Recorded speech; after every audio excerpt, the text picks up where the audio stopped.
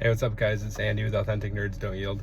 I just saw Spider-Man Brand New Day. It's my quick out of theater reaction. I love this movie a lot. I think it was really great. I'm not going to say too much because I want to do a longer review after, but I think this was a really good step in the right direction for Marvel. And I think as a Spider-Man movie, I think I got everything I wanted. I'll try and keep spoiler free, but the amount of things they do in this movie is absolutely insane, and the amount of story and focused on character development and just emotional beats is really impressive. It definitely reminds me of Spider-Man 2 with Tobey Maguire, where there's not always action, but when there is action, it's amazing. But this movie has way more action than Spider-Man 2, don't get me wrong. This movie's packed, but they do a great job at not making it just be action, kind of slop, and then there's no story. The story goes from one beat to the next, and it's not that and then this happens and then this. It's no, this happens and then this happens, this happens because this happens, therefore this happened. It's like that South Park thing where they're explaining good storytelling. It's great. It's a very clean script, and I really enjoy it. There was a couple moments, not to be too negative, because I don't really have any negatives on this movie. There was a couple moments though near the middle where I was kind of questioning something, and then later on it comes back to kind of explain some character motivation, and I was good. By the time they explained things, I didn't have any problems at all. But it was definitely a bit of a mystery, but I think most people know who the mystery character was for the most part. But honestly, it's hard to say when the movie's your favorite of a bunch. When I left The Batman, I knew right away it was my favorite Batman movie. I love The Dark Knight, but leaving this, I think this has to be my favorite Spider-Man movie, because they just hit all the right things. The action is exactly like the video game, but better. It's so good.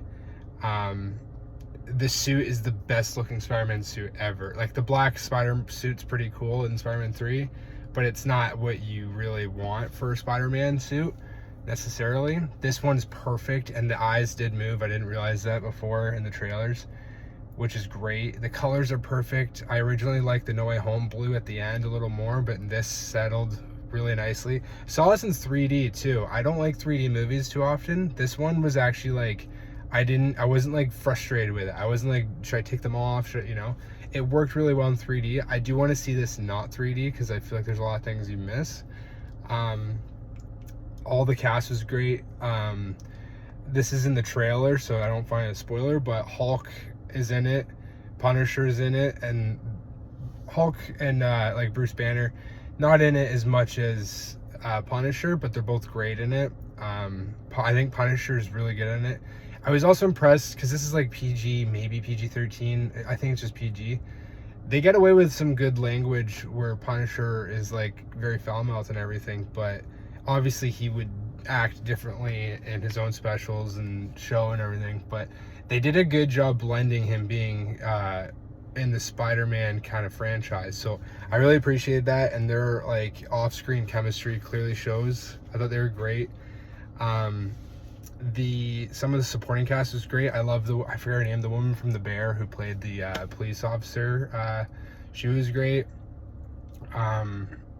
Ned and Zendaya being in it again, I thought they did a good job having them be part of the story, but also not being too central to the story, taking up too much time, I should say. I thought that was really well handled, and I think there was some emotional heartstrings pulled, but I think they did a good job at not making it too cliche at times. But that being said, there was a lot of beats in this movie where I was kind of okay, we have this issue. I know how they're going to fix it because this is set up. And I think that's good storytelling. And if you're, trusting your audience to not be dumb, which most people aren't who are watching movies, most people are pretty intelligent. They can kind of piece things together because if you lay it out properly, and this movie does a great job at that, at laying it all out, and then you just got to follow those pieces and you know where it's kind of going. but they throw some curveballs in there, which I liked. But overall, I love this movie. I think I would give this, it's hard when it's just right away, but I would give this, see, as a Spider-Man movie and a movie itself, like, I love this. As it was pretty long, it was almost 3 hours, right? Like 2.5 hours.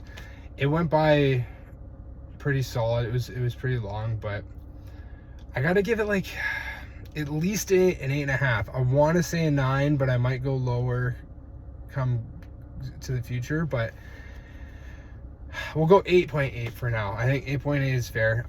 I think this was really, really good, and yeah, I loved a lot of the action. I loved the designs. I loved the comic callbacks. I loved him struggling to be, you know, by himself and have all this grief and tragedy, and no one for him is around there anymore. And just, it's the Spider-Man who's like, you know, great power comes great responsibility. Even though I have nothing, I'm gonna be the best hero I can just because I should, you know. I love that. So I think that was great. I think they could have almost even touched on that a bit more, but there was so much going on. There's one character I'm kind of disappointed wasn't in this that I thought was gonna be, but that's okay. But yeah, let me know what you guys think. I think this is great. I'll do a full review after in the next day or two. So yeah, thank you, and appreciate anyone watching, and let me know what you think. Sweet, thanks.